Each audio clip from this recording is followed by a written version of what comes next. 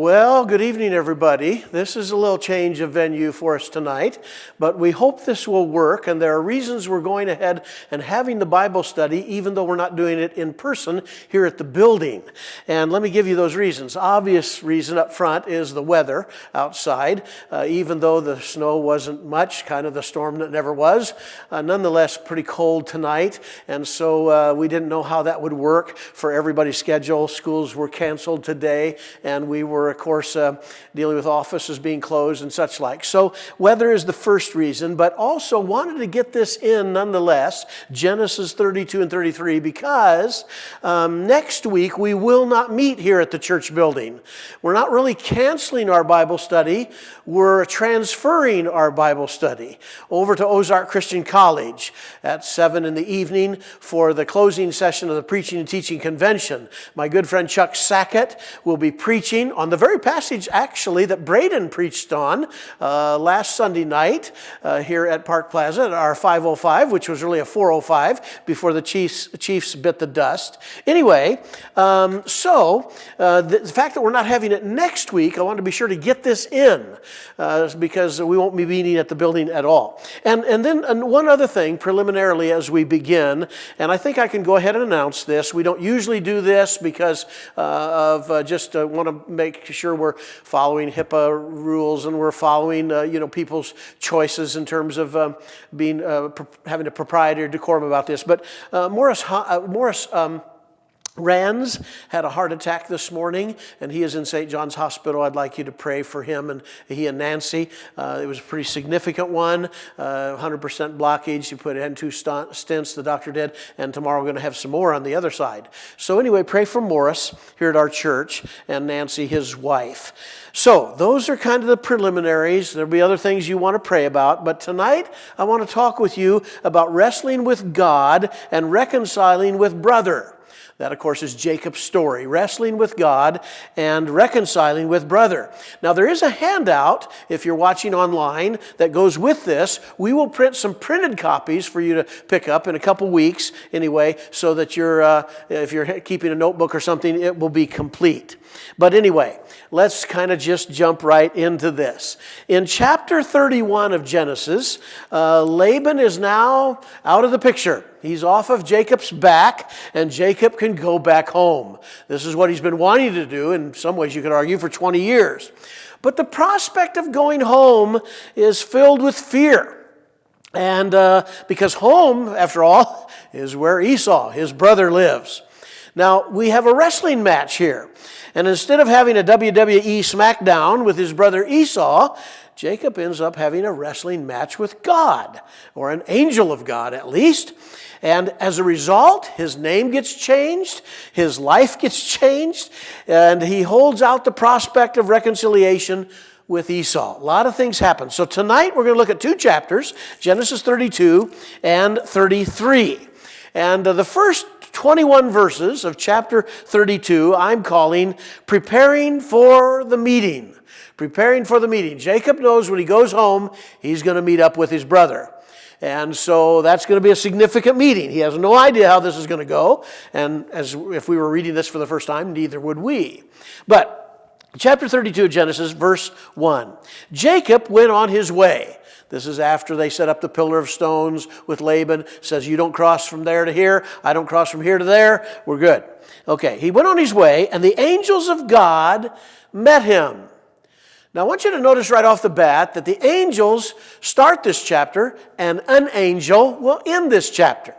And Jacob is used to angels. You remember from earlier on in chapter 28, he had these angels ascending and descending on this ladder that reached from heaven down to earth. And so Jacob is used to these angels. Been a while, maybe, since he's seen one. But anyway, the angels of God, the special messengers of God, met up with him. And so I just want to comment on the fact that there was more than one, and when he saw the many in chapter 28, that would connect with him. So verse 1, verse 24, verse 28, angels. Verse 2, and when Jacob saw them, he said, this is God's camp. Now, think of it as kind of a host or an army, but a camp of angels. So he called the name of that place Mahanaim. or Nahim, you would pronounce it. Anyway, this word just means a host or a camp. 2 camps is what the word means, 2 camps. So there's God's camp, and there's, the angels' camp, and where Jacob is camping. So 2 camps. And I guess one thing I'd say for that is this, that heaven and earth sometimes get pretty close. There's just a thin veil at times between heaven and earth. And that's what we see maybe here. Maybe they're closer than we think. So, the angel camp and Jacob's camp. And Jacob sent messengers. Kind of interesting. The Greek word, like in the Septuagint, the Greek Old Testament for angel, is angelos. The same word is messenger. So did he send messengers or did he send angels? Probably messengers is more accurate, but Jacob sent messengers before him to Esau, his brother. So this is kind of like sending out the scouts. This is sending out the preliminary people to kind of get your bearings before you actually have this meeting. So he sent the messengers to Esau, his brother, in the land of Seir, the country of Edom. Now, we're not, because of our constraints tonight, not dealing with the map, but in the backs of your Bible, you can look up about the patriarch's map, and you would see that Edom is on the south east side of the Dead Sea. And so this would have been where Esau would have lived, and Seir is down in that direction. So we're talking about the south and east part of the Dead Sea. So he instructed his messengers with this word, "Thus you shall say to my lord Esau." Well, the language itself is interesting, isn't it? My lord Esau, that's very respectful. You would think he would say my brother, or the guy whose name means red. Or no, he's being very respectful. I think he's scared spitless. "Thus says your servant Jacob, I have sojourned with Laban and stayed until now." Yeah, like 20 years. "I have oxen, donkeys, flocks, male servants and female servants.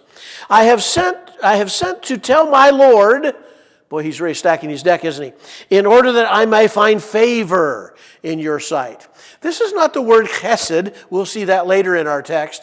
This is the word chen, which just really does mean to find a favor, to find, some kind of accommodating situation. All right, so 2 things underline Jacob's effort to make this meeting go well. He doesn't think it's going to go well, but he tries 2 things to make it go well. First is the language he uses. Notice, my lord Esau, my lord, find favor. Those are all clues that he's wanting somehow to sweeten the deal. Then secondly, the gifts that he brings.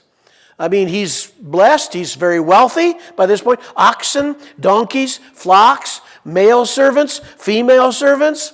So he's wanting this to go as well as it can go. Sweetening the deal with language, sweeten the deal with gifts. But now, the messengers go, they tell Esau their message from Jacob, verse 6. "The messengers returned to Jacob, saying, we came to your brother Esau, and he's coming to meet you." So far, so good. "And there are 400 men with him." Okay, not so good.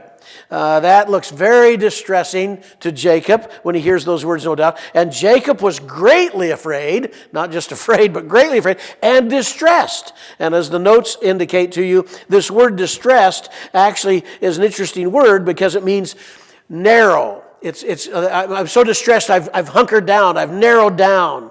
He was afraid. "He divided the people who were with him, and the flocks and the herds and the camels into 2 camps. Well, that's interesting because that's what the place meant. The camp of the angels, the camp of Jacob. So now he's dividing all of his livelihood, his wives, his children, his flocks, his herd, into 2 camps. And here's the thinking, verse 8. "If Esau comes to the one camp and attacks it, then the camp that is left will escape." So he's cutting his odds. He's doing what he thinks he could do, best as he could anyway. That sounds familiar, 2 camps. So this is what his dilemma is. And then what else does he do? Well, you want to be smart. You want to be doing what you can do when you have a difficult situation, but you better get on your knees. You better pray when you're afraid. And so that's what we find beginning in the prayer, verse 9. "And Jacob said, O God of my father Abraham, and God of my father Isaac, O Lord, who said to me, Ah, interesting. Jacob's going to remind God what God said to him. Is that a low leverage? Is that a bargaining kind of thing? Or is it really said with great earnestness? It's certainly true what he said. Return to your country and to your kindred that I may do you good. This is what God had told him earlier in chapter 28 when he went up to Laban's place and now returning. I am not worthy of the least of all the deeds of steadfast love. There's that famous word, chesed. God's loyal love, covenantal love. This is his special loving kindness. And all the faithfulness. Jacob highlights in his prayer the faithfulness of God. But that's the Hebrew word emet. And emet is the normal word for truth. So God is true because he's faithful. And in his faithfulness, we see his truth. So all the faithfulness, the truth that you have shown to your servant, for with only my staff, I crossed this Jordan. So as we said last week, penniless, but he would come back with great prosperity. And now I've become, here it is again, two camps. Two camps, the camp of heaven and the camp of Jacob. Please deliver me from the hand of my brother, from the hand of Esau, for I fear him, that he may come and attack me. The mothers with the children. But you said, Jacob is still reminding God of these things, I will surely do you good and make your offspring as the sand of the sea. We've changed a little bit of the metaphor. Earlier it was as the stars in the heavens.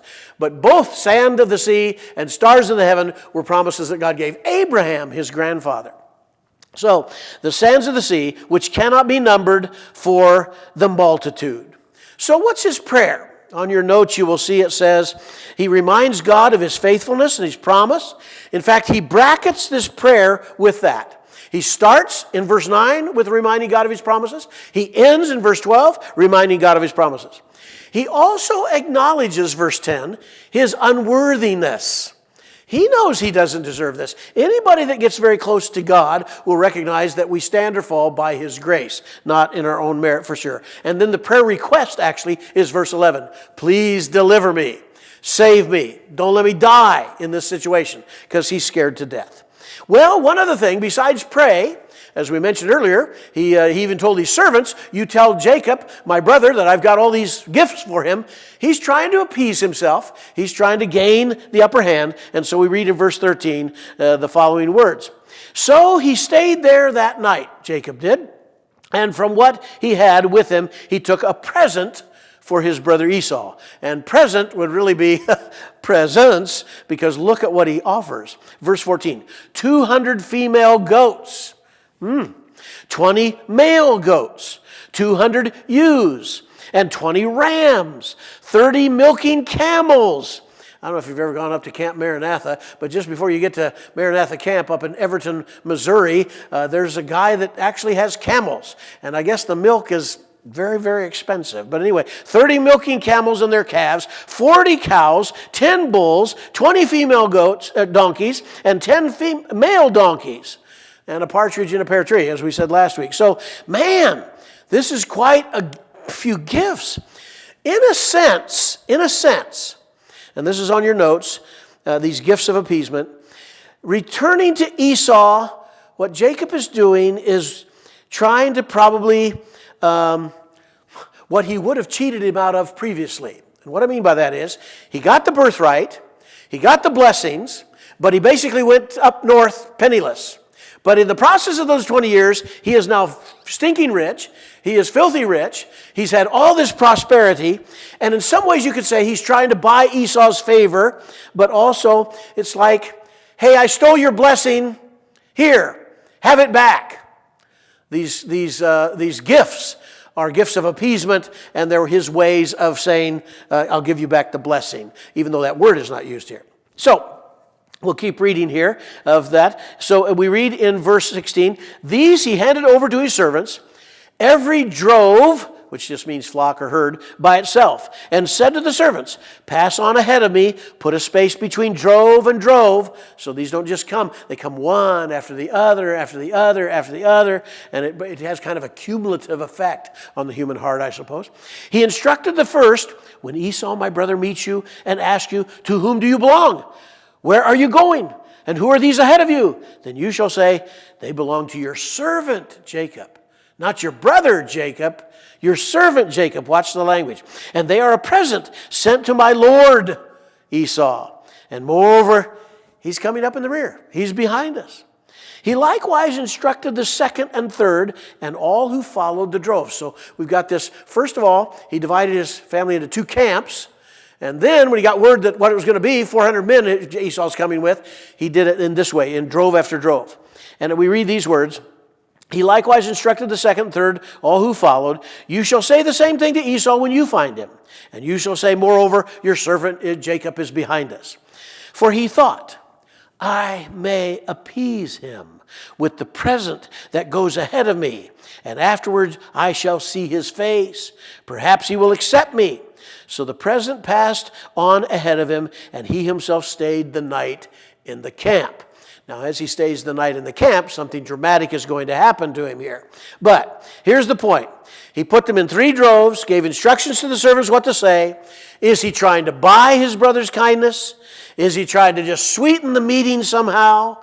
This word appease is a very interesting word. It is the Hebrew word kafar, and it's very similar to Kippur, like Yom Kippur, like the Day of Atonement. Very similar root. It means to cover, which is what the mercy seat did on the Ark of the Covenant. It covered it. The mercy of God covering the law that was in the ark. So covered, atoned, or propitiated. Propitiated. So clearly Jacob is doing everything in his human power, in addition to his prayer, to try to somehow have a good meeting. But I don't think he feels very good about it. I think he knows this could be really disastrous. What he has not planned on is the providence of God, though he's seen a lot of evidence of it in his life. He hasn't been thinking back to the faithfulness of God. God promised him that he would return him to this land. He's now getting to experience that promise. Unless God was going to return him and then have him killed, he probably should have done a little better with this than he did. But anyway, that's preparing for the meeting. Now, the next part of this is wrestling with God, or at least God's angel. This is a little hard to know. Very one of those strange theophany passages, a God encounter passage. But let's just look at it. I want to read the whole section and then come back to some of our notes. Jacob wrestles with God. The same night he arose and took his 2 wives. Of course, we know them to be Leah and Rachel. His 2 female servants, these are the concubines, Bilhah and Zilpah, and his 11 children. Okay, wait a minute. He has another one named Dinah, a girl. But Dinah will feature strongly in the next chapter. So maybe she's just not mentioned here, and actually the Hebrew word here is not his 11 children, it's his 11 sons. So if he's just naming the sons, typical like in a genealogy or something, so this wouldn't have been strange. It's not a matter of female or chauvinism, anything like that. It's just that's how it would have been said in those days. So the 11 children, and he crossed the ford of the Jabbok. Now, we'll talk about this river here in just a second. He took them and sent them across the stream and everything else he had. So, the Jabbok River was a very small river. It's in the northern Holy Land area, but it's on the eastern side of the Jordan River. And it kind of separates the land of, the highlands, if you will, the Gilead area, from the middle part of now the country of Jordan. But anyway, the Jabbok River only probably was about 30 feet across. It was not a big river. And it would only come up to waist high. So that wasn't much. It flowed from the eastern part of the country of Jordan, now Jordan, into the Jordan River, so it flowed to the west. But here's the most interesting thing about the Jabbok River, It's the same name as Jacob. Jabbok, Jacob. It means the same thing. Deceiver, a supplanter, heel grabber. Jacob just constantly has to face his own identity. Even in the naming of the river, it's like a reminder. But the reason that matters, the reason that the Jabbok River is mentioned, is because very shortly his name will be changed, which will also be the changing of his identity. That's part of the wrestling match here. But anyway, so let's get this kind of clear in our minds. He's making preparations to separate himself from his entire family. Now, at the end of the day, he will lead the family. He will come across the Jabbok River himself and get out in front. He's not going to make somebody else do his dirty work. But he will line up his family, as we'll see in the next chapter, from this, this is not very nice to say, his least favorite wife and group to the most favorite wife and group. And we'll see that in chapter 23, or 33 rather. But anyway, it looks like he crossed back over the Jabbok. So he gets his entire clan, and this would have taken a while. I mean, waist high is not high, and 30 feet is not a lot to, traverse. But nonetheless, it would have taken, with all that he had, a while to get everybody on the south side, because the Jabbok runs east to west. And then it looks like he goes back on the north side. He's all alone. Verse 24. And Jacob was left alone, and a man wrestled with him. Now, a little bit later, it'll be called a man again, but up in verse 30, it'll be called God. I have seen God. So, putting this together looks like maybe this is an angel of God. Difficult to know, some kind of God encounter. But anyway, the angel is identified as a man. By the way, that's not unusual. Scripture does this in a few other places as well. And a man wrestled with him. The Hebrew word here for wrestle is kind of interesting. It means to grapple in the dust. So they're pretty aggressively going at it down in the dirt, down and dirty, if you will. So they wrestled with him until the breaking of the day. So depending on what time of evening it was, when that same night, somewhere in the night, he sent his crew across the Jabbok, then he goes back to the other side, it looks like, and they have this wrestling match. The breaking of the day, this was an extensive wrestling match. Why do you think Jacob just starts wrestling with this stranger? I can't prove this. The good news is you can't prove I'm wrong. I kind of think that he might have thought this was Esau. That coming up behind him, coming to the other side, he'd heard that Esau was coming to 400 men. Maybe he just wrestles. It's nighttime. He can't tell. Anyway, and certainly if this is an angel, it's disguised himself as a human being. The man wrestled with him until the breaking of the day. So, now just think about Friday night SmackDown. By the way, I don't watch that in case I need to clarify that. But I know of it. And can you imagine? The rounds are not that long, but this was all night, it seems like, or a good portion of the night, till the breaking of day. Verse 25. When the man saw that he did not prevail against Jacob. Now, some of you might be thinking, come on, a human being against an angel? The human being has not a chance. And yet, there was a reason for teasing this out as it was. And so it was to make it fair. It's kind of like, I'll make it fair. I'll tie one hand behind my back, whatever.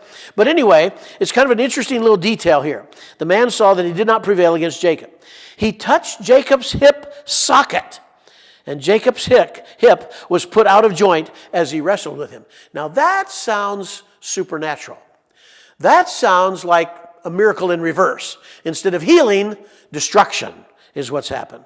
Then he said, let me go, for the day has broken. That's what the angel said to Jacob. Let me go. So Jacob, even with a broken hip, this is a feisty dude. He's hanging on to this guy for everything he's worth. And I'm sure that the joint in his hip hurt, but he wasn't going to be defeated. This is kind of his personality. And so it says, let me go, for the day is broken. But Jacob said, I will not let you go unless you bless me. I wonder if when he even said those words, unless you barak me, I will not let you go.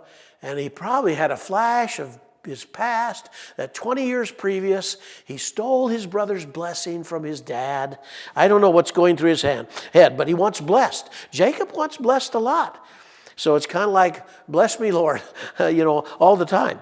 And he said to him, what is your name? And Jacob answers, Jacob, deceiver, supplanter, heel grabber. Then Jacob said, the angel said, your name shall no longer be Jacob, but Israel. Wow. That is a big shift, and as you would know, this becomes the most famous name for God's people then, Israel. For you have striven with God and with men and have prevailed. Israel, El, as in Elohim, as in El Shaddai, El, God. So this idea of Israel, you've fought with God, you've wrestled with God, and you've done well. You've won. Then Jacob asks, please tell me your name. He wants to know who, and this just gets skirted. This just doesn't get answered at all. He said, why is it that you ask my name? By the way, this is not the only time this happens. Go look at the narrative about Samson in Judges 13 through 16, the Samson narrative. Sometimes angels are hesitant to give out their name. We only have 2 names of angels in the whole Bible, and Gabriel and Michael. But anyway, this just gets kind of forgotten in the midst of the wrestling match. And there, he blessed him. So even though Jacob doesn't know the angel's name, he gets what he wants. Barak or Barakah, the blessing. So Jacob called the name of the place Peniel. Peniel. It's very similar to the next word here, Penuel. In fact, they may be just almost same word. So Jacob called the name of the place Peniel, and he's saying, I have seen God face to face, and yet my life has been delivered. Even in these early days of the Bible, even in these patriarchal times, people knew if you saw God, you'd probably die. Ever since God came looking for Adam in the garden, Adam, Adam, wherefore art thou? There's been this fear that if you see God, if he shows up, you will die. And this will stay throughout Scripture until Jesus comes full of grace and truth and shows us God. He who has seen me has seen the Father. I am the way, the truth, and life. No one comes to the Father but by me. Those kind of passages out of the Gospel of John. I have seen God face to face, and yet my life has been delivered. The sun rose upon him as he passed away. Penuel limping because of his hip, if you will. Therefore, to this day, the people of Israel do not eat the sinew of the thigh that is on his hip socket, because he touched the socket of Jacob's hip on the sinew of the thigh. Now, that's a weird verse. That's kind of a strange thing. But let's talk about these things from our notes, if you will. Already mentioned much of the stuff in number 1 in the handout. But number 2, Jacob's on that northern side. He wrestles, he grapples in the dust with this angel, and he wants his blessing. What about the name change? That's the biggest thing here. Jacob means supplanter. Israel strives with God. Jacob wants to know this man's name, but the man doesn't answer that, but he does bless Jacob. Now, some of you might know the name Bob Moorhead. For some years, he was the preacher at the Overlake Christian Church in Seattle, Washington. It was a huge mega church. He had a conference for ministers, pastors every year called Peniel. Because Peniel means the face of God, or facing God face to face. And the goal of the conference was, in the midst of all the busy ministerial duties that ministers and pastors have, come away to a conference where you can really Peniel, face God, face to face with God. And it was kind of a famous conference that was held for several years. Jacob now concludes that the man was, at the very least, an angel of God. He says God, but I think it's one of those synecdoche or metonymy moments in Scripture where a word stands for something else. You say Moses, you think law. You say Elijah, you think, prophet. And if you say, face of God, you might think angel, because you wouldn't see the face of God and live. So I think it's an angel, but the text, we don't. It's difficult to know. Jacob had a new name and a new identity. But guess what he also had? A limp. He limped away from this meeting. And in a moment here, where he goes out to meet his brother, he will limp and kneel and limp and kneel and limp and kneel. So listen, sometimes our encounters with God and our challenges in life beat us up a little bit, make us limp. But if you limp, you're still alive. You're still moving, and that's the case here. He will be more prepared to meet his brother if he comes along limping. This is this whole doctrine in the Bible that's a huge doctrine in Scripture, that in the midst of weakness comes our power. My power is made strong in weakness, said the Apostle Paul. For my grace is sufficient for you. And this is one of the big truths of Scripture, that the God of the Bible is attracted to weakness. And in seeming weakness, like a man dying on a cross in 6 hours, somehow that seeming weakness became very, very powerful. Now, this last part, I don't know if it's just out of respect for Jacob, but the Israelites would not eat a portion of the meat that was close to the hip, like with their bullocks and their rams and their goats and their sheep and their other. They wouldn't do that. They wouldn't eat that part of the thigh, the hip socket of the thigh. And you might think that's weird, but I probably need to remind you that in the ancient world, you wasted nothing. In fact, people would talk about even the pig's tail or the oink. You even ate the oink of the pig. You didn't waste things. So for them to elect to choose to not eat something, the joint of the thigh, that was kind of a way to reverence this situation for their forefathers. So, anyway, strange text, but a lot of things happen. And I would argue that Jacob from this moment on will never be the same. Even though Paul Kissling in his commentary in Genesis will talk about still doing some conniving in this next chapter when Esau wants to accompany Jacob back to the homeland. He's still kind of doing that. Perhaps that's true, but I see this as a major marker in Jacob's life. I see this as kind of a big thing. He's going to really be a different person from this time. I hope you've had a moment like that. Kyle Idleman wrote a book called Aha. And have you had your aha moment, like the prodigal son? And I interject him because in a moment we're going to see some language that's very similar to the prodigal son story. So more than one scholar has drawn down on Genesis 33 and connected it to Luke 15. So anyway, we come to that then, the celebrating of the reconciliation. And these are the 20 verses, chapters 33, verses 1 to 20, that indicate this. I'll take the whole chapter and we'll take a look at it. And Jacob lifted up his eyes. Now it's morning time, the angel has left, sunrise is there, and he looked, and behold, see, the narrator wants us to kind of jump into this story. Esau was coming.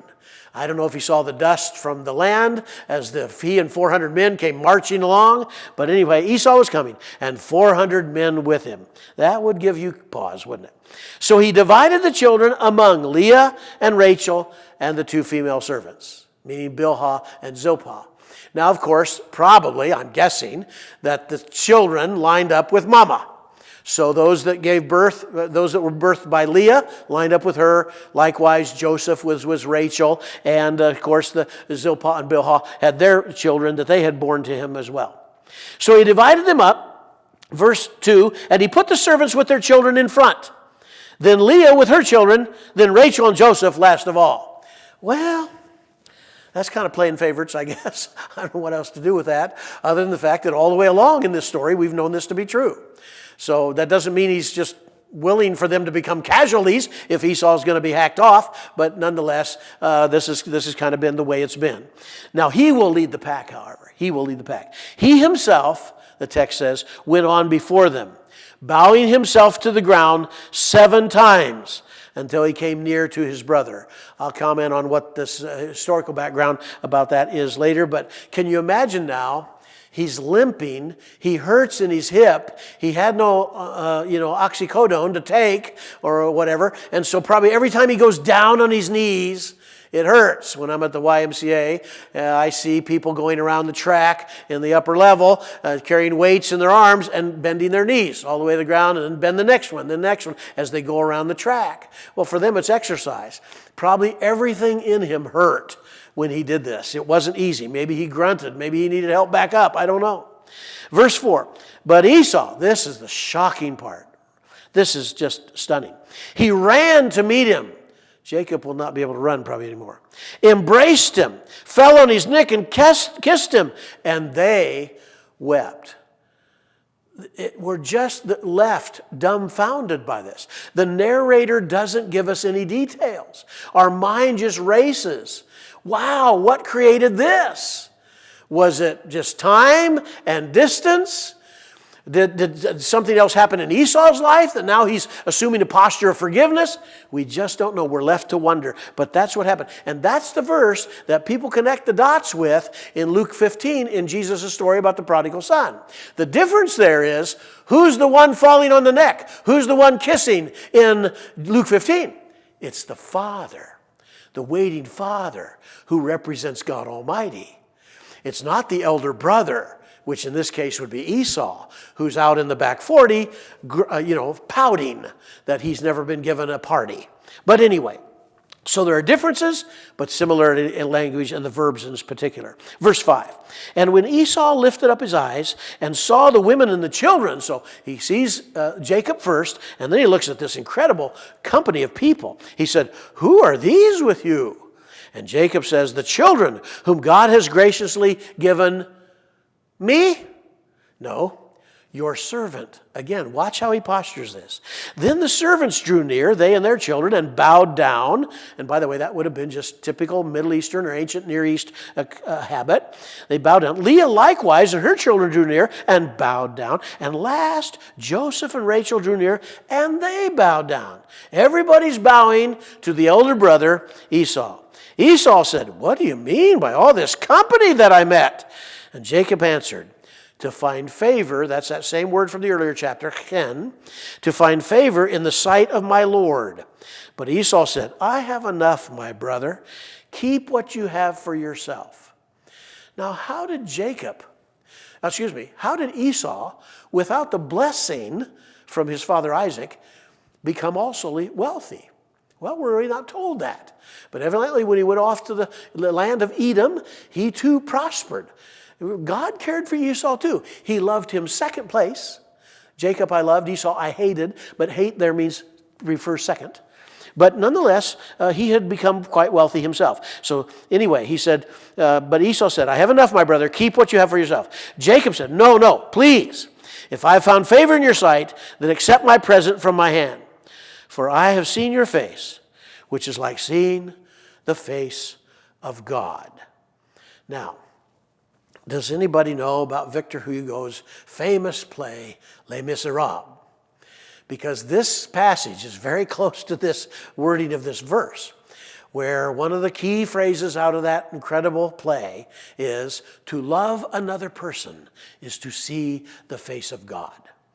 So Jacob here, I'm going to take this as being very genuine. I don't think he's still trying to butter him up. I think he's undone by this. He doesn't have an explanation for it, why Esau changed in his demeanor toward him, but he did.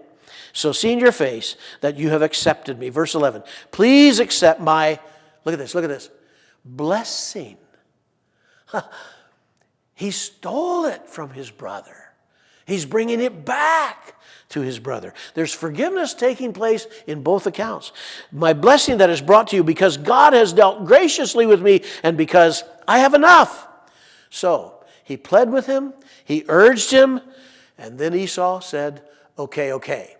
Now, I want to say a word about okay. Because Esau did what was certainly appropriate in his culture, and it remains so to this day.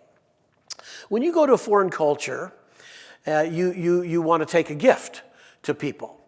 And it's very rude in many cultures of the world to not receive the gift. I'm very grateful. You'll see this in the next issue of the Proclaimer magazine. But our wonderful missions team here at the church, I'm going down at the end of February and the first couple days of March to speak at the Hispanic Convention down at Colegio Biblico, which is our Spanish Bible college across the border from El Paso, Texas. And anyway, the missions team, I just told them this is a great Bible college. It's been in existence for a year. Harlan Carey was a sponsor of it. My dad was a good friend with him. And anyway, they started this Bible college to train Hispanic ministers for Mexico and Hispanic countries. And so anyway, I'm grateful that our missions team has approved a $1,000 gift from our church for this Bible college. So, I will say, I'm going to bring you this greeting from Park Plaza Christian Church, and here's some money to help with the ministry of the college. Well, my hunch is I'm probably going to have to eat some sopapillas or something. My hunch is that they will probably say, here, have some more tacos or something. Because it's this tit for tat, it's this sort of an obligation, feeling beholden, gifts exchanged. So when it says finally he persuaded him, did Esau just cave in? No, he just did what Middle Eastern wise was appropriate. All right, now reading on, verse 12. Then Esau said, let us journey on our way, and I will go ahead of you. He's got 400 guys. He can beat off any dogs or any wild stray or any people groups. He's going to be the kind of the security team for Jacob. My Lord knows that the children are frail, says Jacob, and that the nursing flocks and herds are a care to me. If they're driven hard for one day, all the flocks will die. Well, that's a little bit of an exaggeration. What Jacob is doing is something not customary in Middle Eastern culture, and that is he's refusing the favor of Esau. And that's why Paul Kissling in his commentary says, Jacob is still being just a little tricky here. Jacob is still just not quite there yet, even though his name has been changed, his destiny, his future has been changed. I don't know what to do with it exactly. But for whatever reason, Jacob doesn't want to accept the security team that Esau will provide him. And so he says, listen, if we drove these guys hard, the way fast as you guys are going to go, then they'll all die in a day. They're not going to die in probably a day, but this is what, it's exaggeration probably. Let my Lord, notice how he's still talking about him, pass on ahead of his servant, and I will lead on slowly. We're going to just take this easy, at the pace of the livestock that are ahead of me, and the pace of the children, until I come to my Lord in Seir.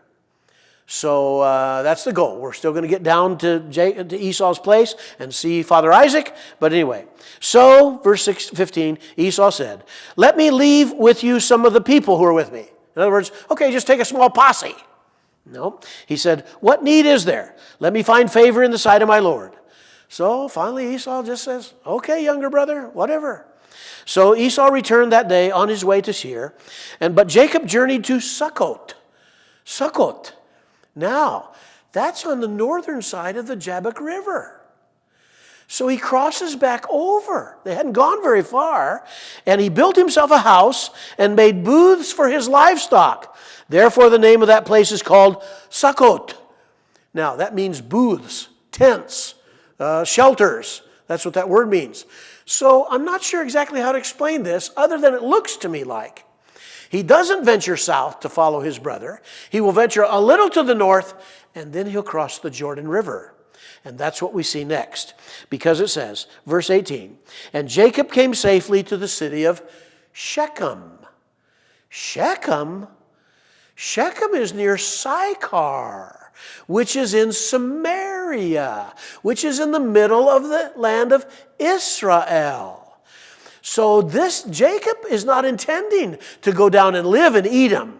He's going to put some distance still. So you'll have to decide, is Jacob really been converted, or is he still trying to play tricks? I don't know. Anyway, they came to Shechem, which is in the land of Canaan, on his way to Padan-aram, and part of it, he's retracing his steps, because now over on that side, that's the way he left to go up north.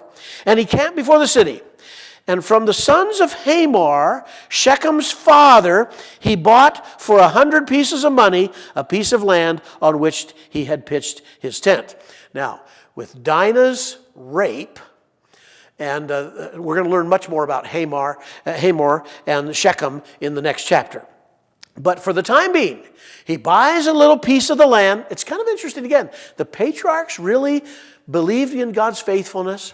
God said, I'm going to give you this land, but Abraham had to buy a cave to bury his wife. Isaac likewise, and yet here he's buying just a little stitch of land. But this stitch of land is going to be pretty important. Why? Look at it. There he erected an altar. And that's what you do. You erect an altar, you dig a well, and he called it El Elohi Israel. The God of Israel. He's using his new name.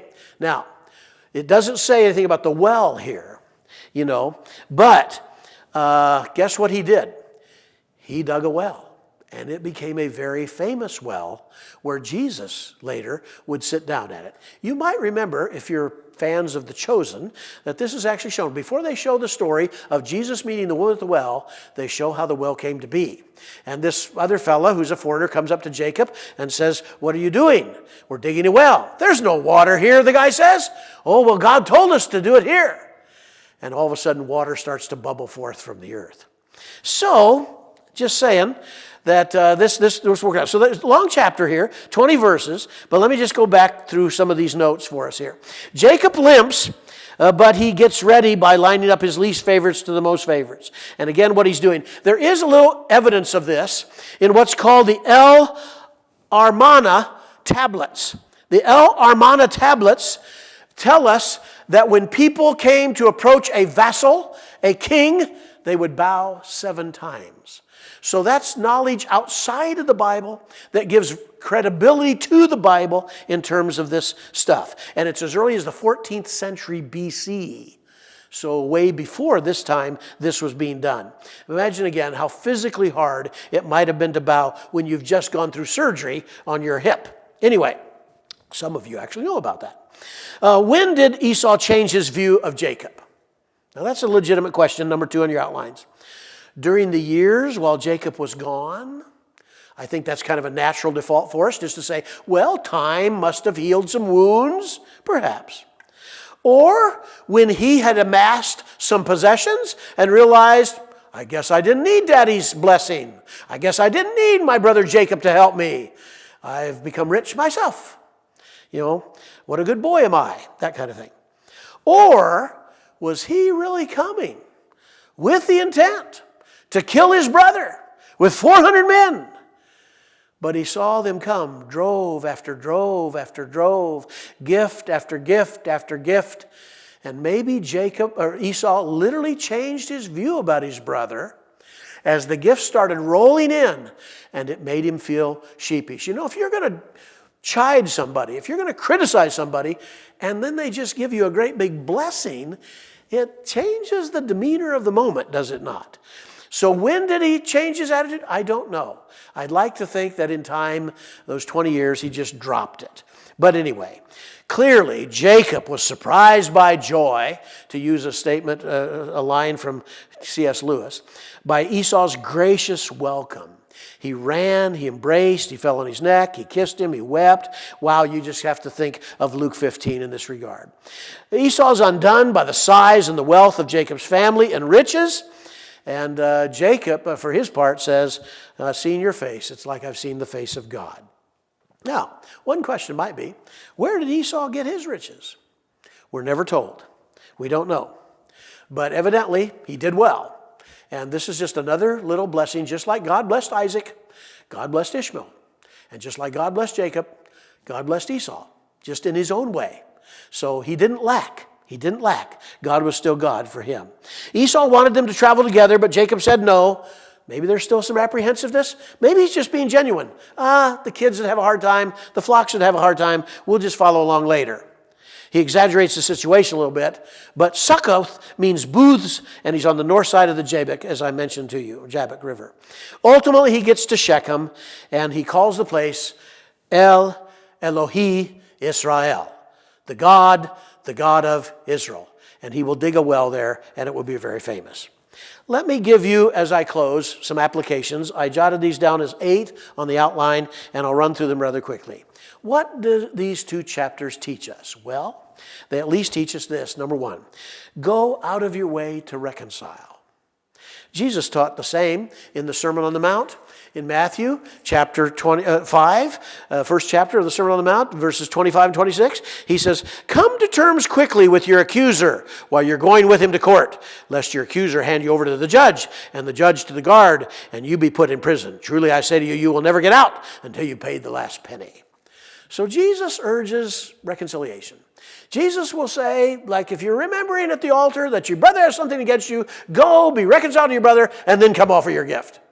So Jesus puts a high priority on going out of your way to be reconciled with people. Don't let the sun go down on your anger. Get it straightened out. Number 2, allow fear to drive you to the Lord in prayer. This is a lesson we often learn. Sometimes we learn it because we're desperate. We have nowhere else to turn. When answers aren't enough, there's Jesus. But 1 Peter 5:7, cast all your anxieties on him, for he careth for you. Allow fear to drive you to the Lord in prayer. Thirdly, some blessings come following wrestling matches. I put down here Mark 10:32-42. That is Gethsemane. That's Mark's account of Gethsemane. And Jesus, once he has Gethsemane, you talk about a wrestling match. His sweat became, as it were, Luke tells us, as great drops of blood.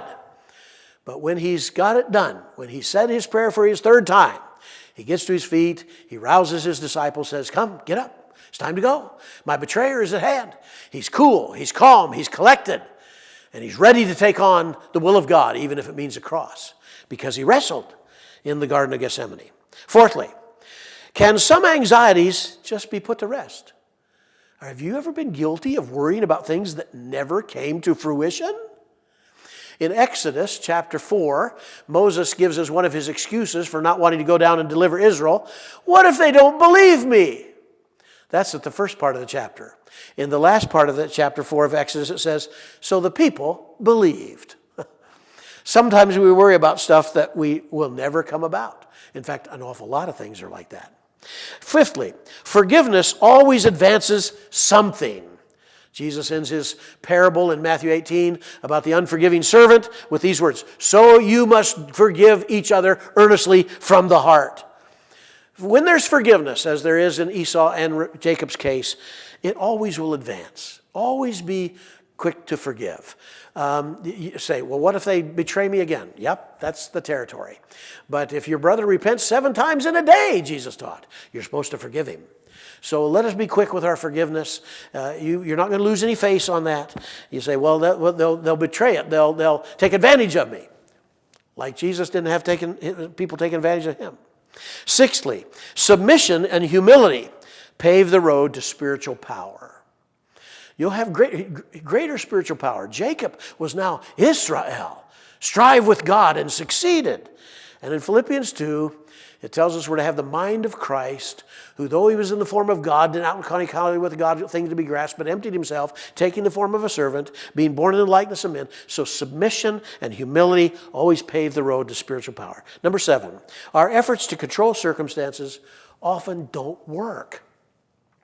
Again, Brother Wilson used to say at school, all our efforts to control people show our failure to convert them. So we can try, we can connive, we can put this group and this group and this group up front and try it, but at the end of the day, leaning our full weight into God is the better way. Lastly, this, sometimes possessions come from God and nowhere else. We don't know where Esau got all of his army of 400 men or all his possessions. We have no idea. But sometimes it's just the blessing of God. He provides. He is Jehovah Jireh. He provides. Well, a little different for us tonight, but anyway, take that and run with it, if you will. And in 2 weeks, not next week, go out to Ozark Christian College at 7 o'clock for the evening session, the preaching teaching convention. I tell you this, you will not be disappointed. My friend Chuck Sackett is an outstanding preacher, and he'll be preaching from 2 Timothy 4, as I mentioned earlier. So that'll be next week, and we will be back together again here in the auditorium at the church on the 26th of February. So anyway, Selah, we will see you later.